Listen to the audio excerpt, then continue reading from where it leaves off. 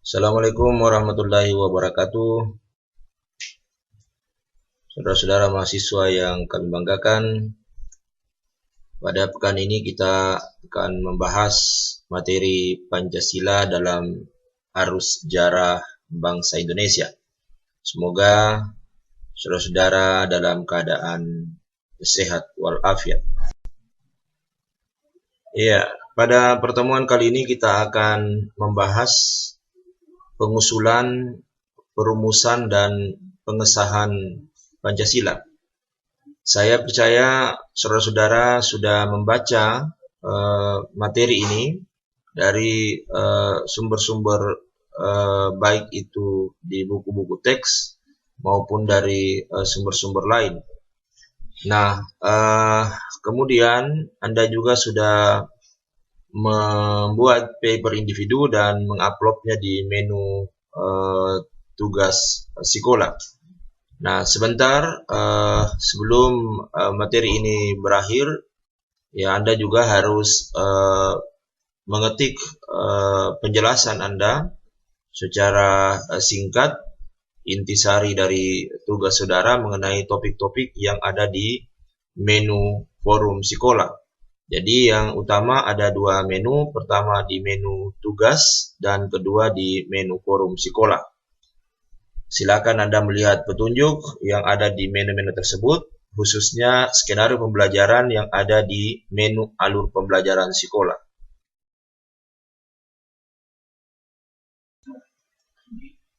Ya, kalau kita bicara tentang periode pengusulan Pancasila, sebenarnya jauh sebelum pengusulan Pancasila itu, cikal bakal munculnya ideologi bangsa itu diawali dengan lahirnya rasa nasionalisme yang menjadi pembuka pintu gerbang kemerdekaan bangsa Indonesia.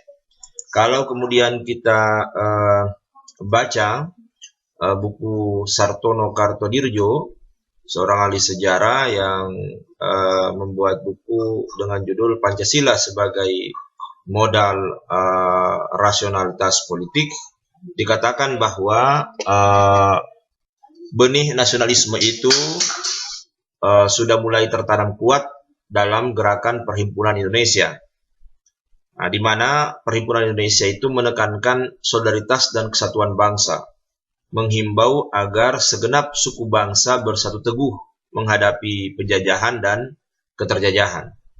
Nah, kemudian disusul lahirnya Sumpah Pemuda tanggal 28 Oktober 1928. Nah, merupakan momen-momen perumusan diri bagi bangsa Indonesia. Jadi saya pikir ini menjadi sebuah modal politik awal yang dimiliki oleh tokoh-tokoh pergerakan, sehingga sidang-sidang maraton BPUPKI yang difasilitasi Laksamana Maeda itu bisa berjalan dengan baik. Jadi sekali lagi bahwa kemerdekaan ini bukan sesuatu yang instan, tapi dia telah melalui proses yang panjang. Kalau misalnya dipertanyakan lagi kenapa ada Perhimpunan Indonesia, kenapa ada Budi Utomo, kenapa ada organisasi-organisasi kebangsaan lainnya, itu karena adanya golongan-golongan intelektual. Kalau kita runut lagi ke belakang, kenapa lahir golongan intelektual? Ya karena adanya politik etis dari pemerintah Hindia Belanda yang menyekolahkan orang-orang Indonesia, sehingga kemudian bisa menjadi golongan-golongan intelektual, dan itulah yang menggugah lahirnya semangat kebangsaan. Iya, kalau saudara-saudara mengingat kembali pelajarannya di sekolah menengah, kalau kita bicara tentang pengusulan dan perumusan Pancasila, tentu kita tidak bisa lepas dari sebuah lembaga yang namanya BPUPKI, Badan Penyelidik Usaha-Usaha Persiapan Kemerdekaan Indonesia, atau dalam bahasa Jepangnya disebut sebagai Dokuritsu Zumbi Kosakai. Nah, BPUPKI ini dibentuk oleh pemerintah pendudukan Jepang pada tanggal 29 April 1945 dengan jumlah anggota 60 orang. Ketuanya ini seorang dokter, Dr. Rajiman Widyodiningrat, didampingi oleh dua wakil ketua, Raden Panji Suroso dan Ichi Bangase, orang Jepang. Nah, BPUPKI ini dilantik oleh Panglima Tentara Jepang di Jakarta, Letnan Jenderal Kumachiki Harada, pada tanggal 28 Mei 1945. Kalau kita lihat jarak antara terbentuknya sampai pada pelantikannya itu butuh waktu sampai 1 bulan. Nah, ini sebenarnya menunjukkan bahwa pemerintah pendudukan Jepang tidak sepenuh hati untuk mempersiapkan kemerdekaan Indonesia, tapi ini menjadi sebuah iming-iming agar kemudian rakyat Indonesia tidak melakukan pergolakan yang membahayakan posisi tentara pendudukan Jepang di Indonesia. Kemudian persidangan pertama BPUPKI itu antara tanggal 29 Mei sampai tanggal 1 Juni 1945. Apa yang dibicarakan yang pokok pada saat itu adalah calon dasar negara, di mana menjadi landasan bagi didirikannya atau dimerdekakannya sebuah negara namanya Indonesia. Nah, anggota-anggota BPUPKI ini tentu peserta sidang BPUPKI ini ditunjuk secara adil, bukan hanya atas dasar konstituensi, melainkan juga atas dasar integritas dan rekam jejak di dalam konstituensinya masing-masing.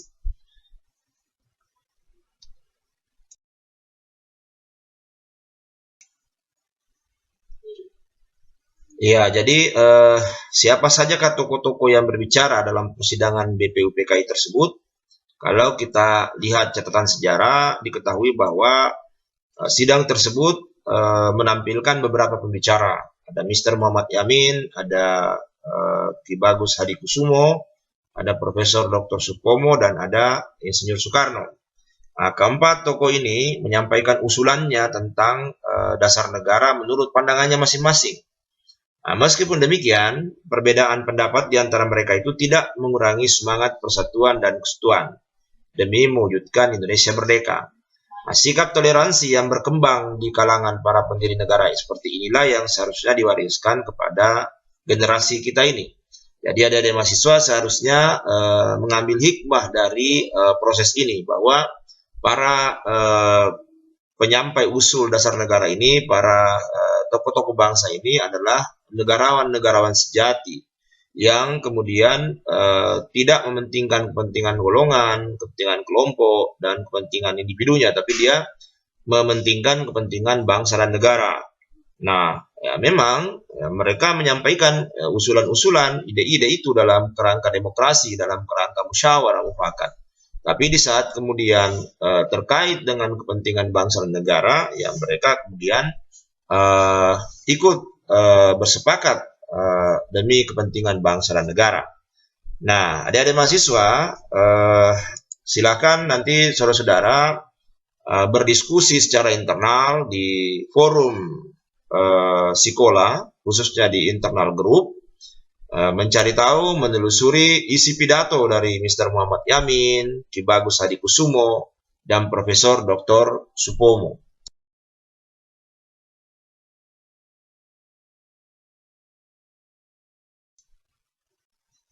Ya, jadi pada tanggal 1 Juni 1945, Insinyur Soekarno menyampaikan 5 butir gagasan tentang dasar negara.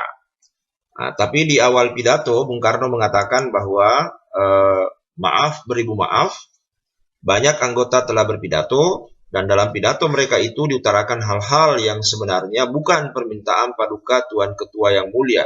Yang dia maksudkan itu adalah Dr. Rajiman Widodiningrat. Jadi mereka menyampaikan bukan dasar Indonesia merdeka.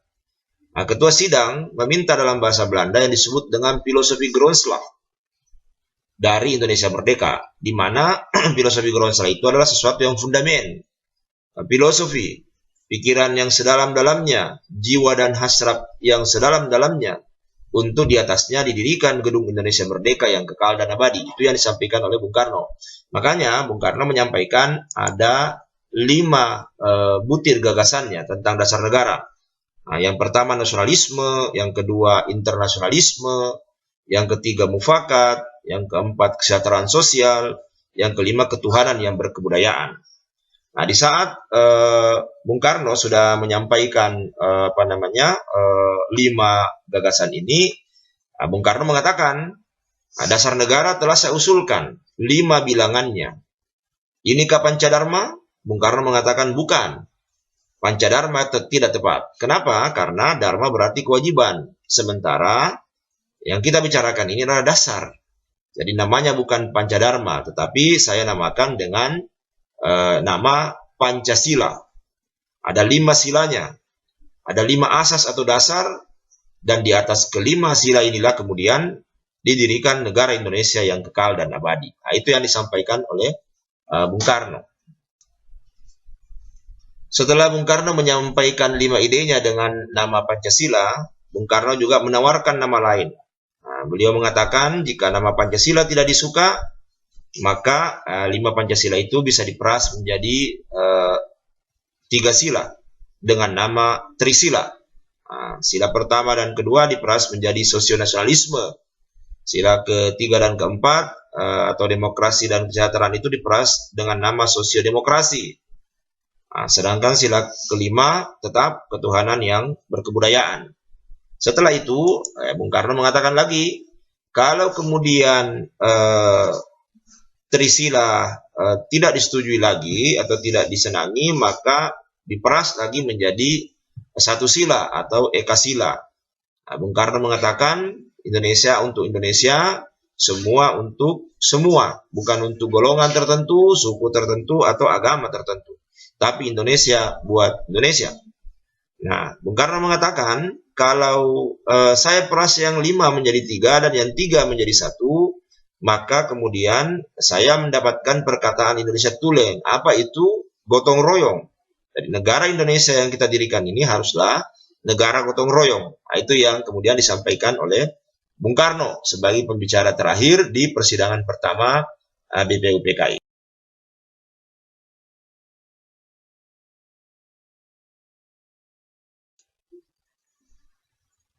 Ya, jadi sekarang kita masuk pada periode perumusan.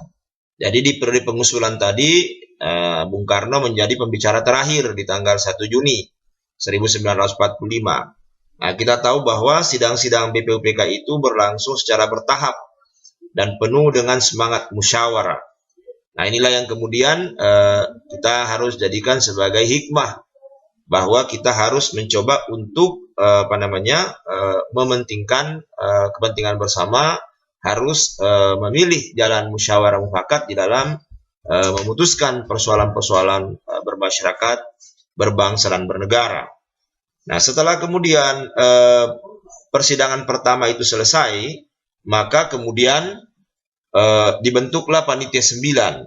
Nah, Panitia 9 ini kemudian mengadakan rapat pada tanggal 22 Juni 1945 yang mana menghasilkan Piagam Jakarta. Nah, siapa-siapa itu anggota Panitia 9? Ada Insinyur Soekarno, kemudian ada Insinyur Muhammad Hatta sebagai ketua dan wakil ketua. Kemudian ada Mr. Ahmad Ramis, ada Abdul Kahar Muzakir, ada Abi Kusno Cokro Suyoso, ada Haji Agus Salim, ada Mr. Ahmad Subarjo, Mr. Muhammad Yamin, dan Kiai Haji Wahid Hasim. Nah, inilah yang menghasilkan Piagam Jakarta. Nah, Piagam Jakarta inilah kemudian yang akhirnya menjadi pembukaan Undang-Undang Dasar 1945, di mana di alinea keempat ada dasar negara. Nah, cuma memang hasil dari Piagam Jakarta itu berbeda dengan pembukaan yang disahkan oleh PPKI, tentu lewat musyawarah mufakat untuk kemudian mementingkan kepentingan bangsa dan negara. Ya, jadi di masa persidangan kedua BPUPKI tanggal 10 sampai tanggal 16 Juli 1945 yang merupakan periode perumusan Pancasila, hal yang terpenting sebenarnya pada saat itu adalah disetujuinya naskah awal pembukaan hukum dasar yang kemudian dikenal dengan nama Piagam Jakarta. Nah, Piagam Jakarta ini merupakan naskah awal pernyataan kemerdekaan Indonesia. Jadi seandainya kita tetap pada jalur Jepang atau skenario Jepang, maka sebenarnya mau dibacakan di proklamasi itu adalah pernyataan kemerdekaan Indonesia, dalam hal ini Piagam Jakarta, atau kemudian saat ini disebut sebagai pembukaan Undang-Undang Dasar. Nah, pada alinea keempat Piagam Jakarta itulah terdapat rumusan Pancasila. Nah, bisa Anda lihat di slide, sila pertama, kedua, ketiga, keempat, dan kelima. Nah, yang pertama inilah kemudian akhirnya didiskusikan kembali oleh para tokoh, karena ada 7 kata di sila pertama dengan kewajiban menjalankan syariat Islam bagi para pemeluknya. Nah, bahwa harapannya memang bahwa dasar negara itu bersifat universal, bahwa dasar negara itu bisa menjadi landasan bagi perbedaan-perbedaan yang ada, baik itu perbedaan agama, perbedaan suku, budaya, dan seterusnya.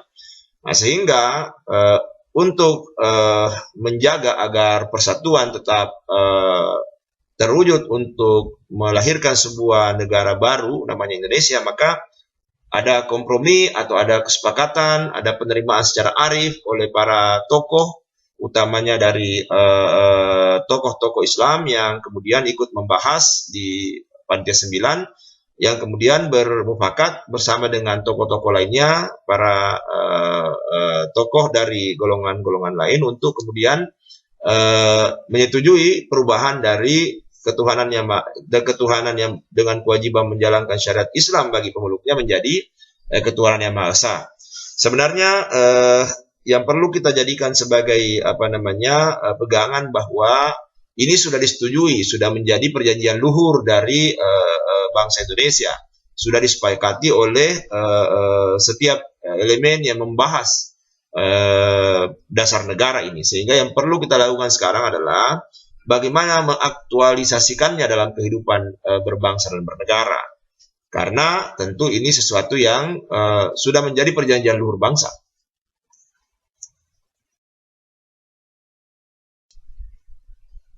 Nah, di persidangan kedua ini banyak hal juga yang dibicarakan, diantaranya adalah bentuk negara. Jadi ada banyak usulan mengenai bentuk negara, namun akhirnya disetujui atau keputusannya adalah bentuk negara kita adalah republik, bukan bentuk yang lain seperti kerajaan misalnya. Walaupun tentu kita tahu dalam sejarah Nusantara ada banyak kerajaan-kerajaan masa lalu. Kemudian yang kedua adalah wilayah negara. Jadi ada beberapa usulan mengenai wilayah negara, namun akhirnya keputusannya bahwa wilayah negara Indonesia nanti yang merdeka adalah seluruh wilayah yang merupakan wilayah Hindia Belanda. Walaupun kemudian ada Timur-Timur yang berintegrasi, lalu kemudian referendum dan merdeka lagi.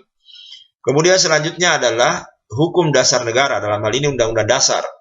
Nah, di situ ada beberapa panitia kecil yang dibentuk, ya. Ada yang membicarakan tentang batang tubuh Undang-Undang Dasar kita, yaitu Prof. Supomo. Ada yang bicara mengenai ekonomi negara, Dr. Andes Muhammad Hatta. Kemudian ada yang bicara mengenai bela negara, Abi Kusno Cokrosioso. Jadi ada beberapa panitia-panitia kecil yang dibentuk untuk membahas hal-hal tersebut. Lalu tanggal 14 sampai 16 Juli 1945, disitulah Bung Karno menyampaikan hasil dari panitia-panitia kecil itu di sidang pleno BPUPKI, dan disitulah kemudian dianggap bahwa seluruh rancangan hukum dasar itu dan naskah pernyataan kemerdekaan Indonesia telah selesai.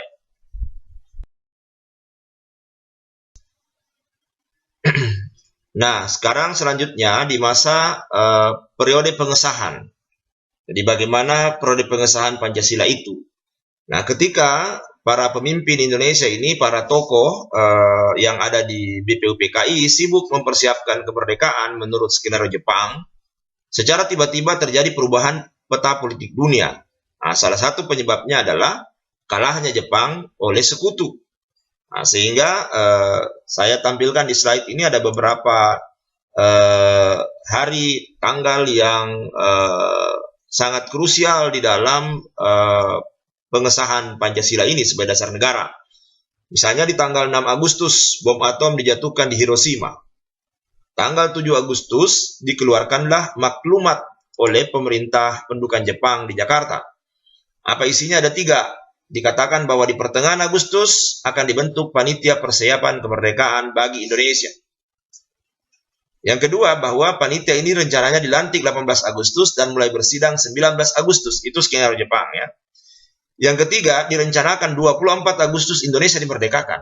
Nah, ada juga maknanya ini sehingga gagal, karena tentu nilainya berbeda kalau kita dimerdekakan dengan kita merdeka sesuai dengan upaya sendiri.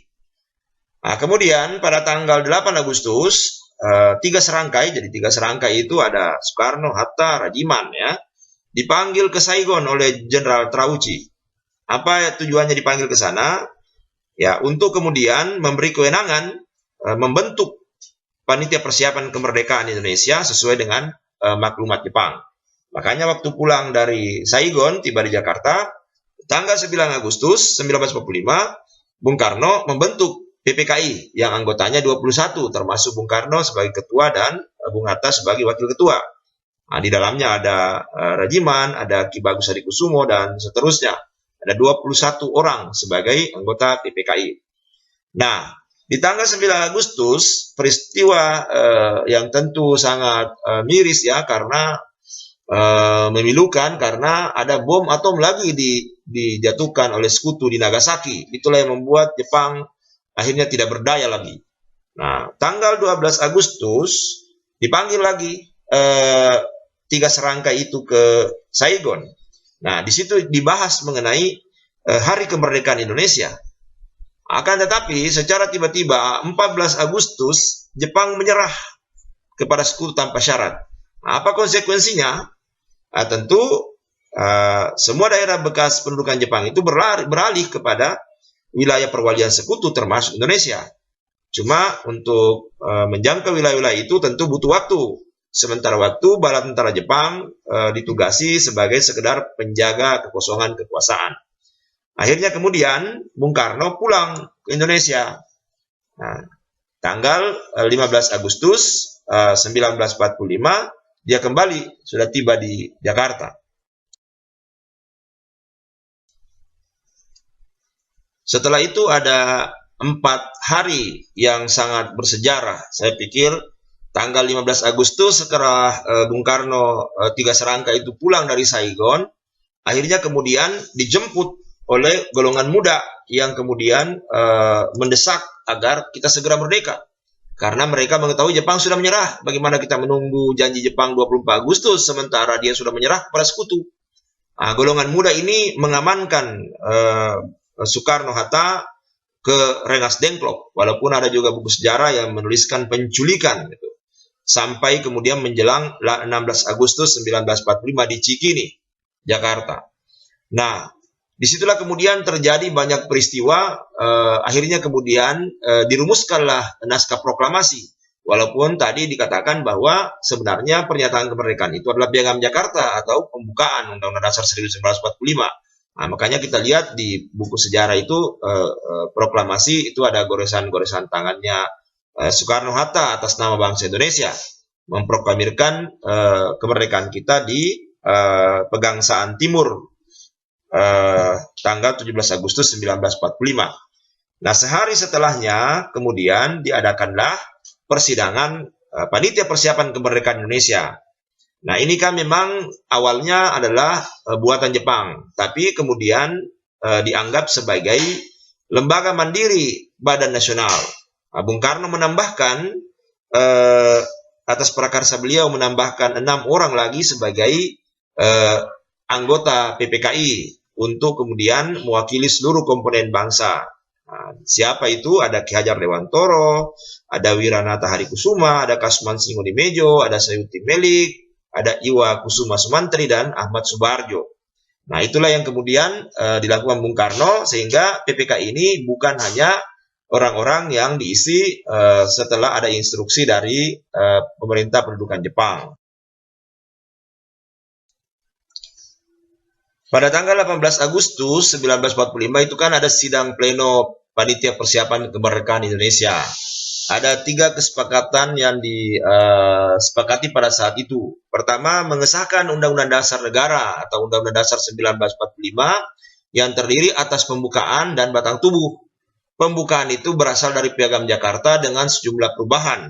Nah, perubahan itu di alinea keempat, ketuhanan yang Maha Esa, sebagai sebuah kesepakatan dari para tokoh yang membicarakan usulan dasar negara. Kemudian batang tubuh juga berasal dari rancangan BPUPKI dengan sejumlah perubahan. Yang kedua, mengangkat presiden dan wakil presiden. Yang pertama, Soekarno dan Hatta. Lalu membentuk Komite Nasional Indonesia Pusat, yang ketuanya adalah Mr. Kasman Singo-Dimejo. Nah, kalau kita bicara hasil-hasil ini, tentu kita melihat bahwa begitu luar biasanya hasil keputusan dari para tokoh bangsa kita ini, yang kemudian menanggalkan seluruh embel-embel pribadi, atribut-atribut golongan, atribut kelompok, agama, suku, sehingga kemudian bisa melahirkan sebuah konsensus bersama, sebuah kesepakatan bersama apa yang kemudian menjadi dasar negara kita. Kalau kita lihat Undang-Undang Dasar kita saat ini, bahwa di pembukaan itu ada 4 alinea, dan itu sebenarnya luar biasa susunan kalimatnya, paragrafnya, ya, alineanya. Di alinea pertama ada pernyataan hak asasi manusia, bahwa kemerdekaan itu hak segala bangsa. Kenapa? Tidak sesuai dengan pri kemanusiaan dan pri keadilan, penjajahan itu harus dihapuskan. Yang kedua, alinea kedua ada cita-cita. Alinea ketiga ada pernyataan kemerdekaan. Nah, di sini dikatakan bahwa atas berkat rahmat Tuhan yang Maha Kuasa, bahwa kemudian kemerdekaan ini bukan sumbangsi kelompok-kelompok bersenjata, bukan hanya sumbangsi golongan-golongan intelektual, tapi upaya bersama bangsa Indonesia atas rahmat Allah yang Maha Kuasa. Kemudian yang keempat, di situ ada tujuan negara, ada kedaulatan rakyat, ada bentuk negara, ada undang-undang dasar, konstitusi, dan ada dasar negara tentu. Nah, sehingga apa kesimpulan kita dari membahas ini? Ini kan sesuatu yang tentu sudah Anda pelajari di sekolah menengah. Yang pertama adalah bahwa kalau kita bicara teori kausalitas, ya, bahwa segala sesuatu yang ada karena dibuat itu memiliki 4 kausa, 4 sebab. Salah satu diantaranya adalah kausa efisiens atau kausa karya. Siapa yang buat? Siapa yang karyakan? Nah, dengan melihat kronologi ini, mulai dari pengusulan sampai pengesahan, maka tentu kita akan menyimpulkan bahwa ini adalah produknya bangsa Indonesia, yang mana ada BPUPKI membahasnya, dan ada beberapa tokoh yang mengusulkannya, lalu kemudian ada konsensus yang lahir di situ, lalu kemudian ada PPKI yang mengesahkan tanggal 18 Agustus. Setiap tokoh itu punya sumbangsi, setiap tokoh itu punya karya. Kita tidak boleh akhirnya mengangkat satu tokoh lalu kemudian meniadakan tokoh yang lain, tapi tentu ya kita harus menyadari bahwa banyak tokoh yang berpartisipasi, banyak tokoh yang bersumbangsi, walaupun beberapa tokoh memang punya peran yang dominan di dalam pembahasan sampai pada pengesahannya. Yang kedua, bahwa kalau kita bicara bangsa dan negara, tentu yang harus didahulukan adalah kepentingan bangsa dan negara. Harus ada semangat kebangsaan, harus ada rasa nasionalisme, harus menanggalkan kepentingan kelompok, golongan, agama, suku, apalagi kepentingan pribadi. Makanya semangat musyawarah mufakat, toleransi itu harus dijaga, karena itulah yang menjadi contoh dari para pendiri negara kita. Kemudian yang ketiga, bahwa ini adalah perjanjian luhur dari bangsa Indonesia, dari para pendiri bangsa kita. Sehingga ini menjadi tantangan bagi kita untuk berupaya menginternalisasi nilai-nilainya. Harus berupaya mengaktualisasikannya dalam kehidupan bermasyarakat, berbangsa, dan bernegara. Kemudian yang keempat, nanti kita akan lihat apakah kemudian Pancasila yang dilahirkan dari sebuah proses panjang ini adalah merupakan karya intelektual pendiri negara, apakah merupakan nilai-nilai yang diimpor dari luar, atau dia merupakan kristalisasi nilai sosial budaya bangsa. Itu nanti kita akan bahas pada materi selanjutnya, di mana itu terkait dengan kausa material, bahannya ini. Ya tentu, ya sebelum kita bahas itu, perlu saya sampaikan bahwa Pancasila itu adalah merupakan kristalisasi nilai sosial budaya bangsa Indonesia. Bung Karno mengatakan, saya bukan yang buat Pancasila, tapi saya dan tokoh-tokoh yang lain menggali nilai Pancasila itu dari buminya bangsa Indonesia. Baik, saya pikir cukup untuk materi ini. Nanti kita akan bertemu di materi selanjutnya. Semoga bermanfaat bagi kita semua. Wassalam. Alhamdulillahirabbil alamin.